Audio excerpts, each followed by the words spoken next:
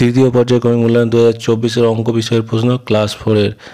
দেখো, একে দেখা যে সঠিক উত্তরের মাথায় টিক চিহ্ন দাও। 2 ছাড়া সকল মৌলিক সংখ্যা হচ্ছে জোড়।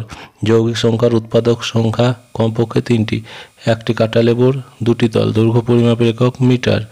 লুডোর ছক্কা আকারে ঘনক। 6 একটি যৌগিক সংখ্যা। শূন্যস্থান পূরণ করো। 2টি যমজ মৌলিক সংখ্যার অন্তর বা বিয়োগফল 1। সমবাহু ত্রিভুজের প্রত্যেকটি কোণের মান 60 ডিগ্রি। বর্গক্ষেত্রের 4টি বাহু দৈর্ঘ্য সমষ্টিকে পরিসীমা বলে।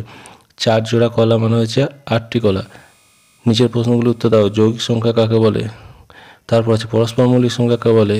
ইরোস্থিনিসের চালনী কাকে বলে? 2টি আয়ত ঘনকের উদাহরণ দাও। তবে ইংরাজি বিন্যাস দেখে ঘরের সংখ্যা বসাও। 91, 86, 81, 76, 71। তারপরে এই দুটো কত হবে?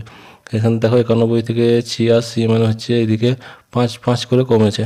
তারপর 4 দেখো মৌলিক উৎপাদকের বিশ্লেষণ করে গুণ বা ভাগ করে। 21টাকে প্রথমে ভেঙে নেবে 3, 7 দিয়ে গুণ করার সময় 213কে প্রথমে 3 দিয়ে গুণ, তারপর 7 দিয়ে গুণ। একইভাবে ভাগ করার সময় 81কে ভেঙে নেবে 3 × 3 গণিত 3 × 3 দিয়ে তারপর আলাদা আলাদা করে ভাগ করতে হবে। সরল করো। তার প্রথমে ভাগ হবে, তারপর গুণ হবে, তারপর বিয়োগটা হবে।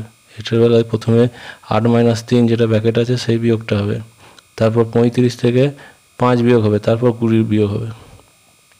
তাও বড় অঙ্ক করতে দেওয়া হয়েছে। মালদা একটি আম বাগানে 5175টি আম গাছ আছে। প্রতি সারিতে সমান সংখ্যক আম গাছ থাকলে 25টি সারি হলে কতগুলি আছে? তাহলে এখানে মোট ভাগ করতে হবে 51 থেকে 25 দিয়ে।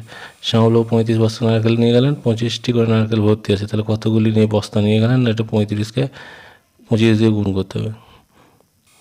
চিত্রসহ বিষমবাহু ত্রিভুজ কাকে বলে লেখো। যে ত্রিভুজের 3টি বাহুই অসমান তাকে বিষমবাহু ত্রিভুজ বলে।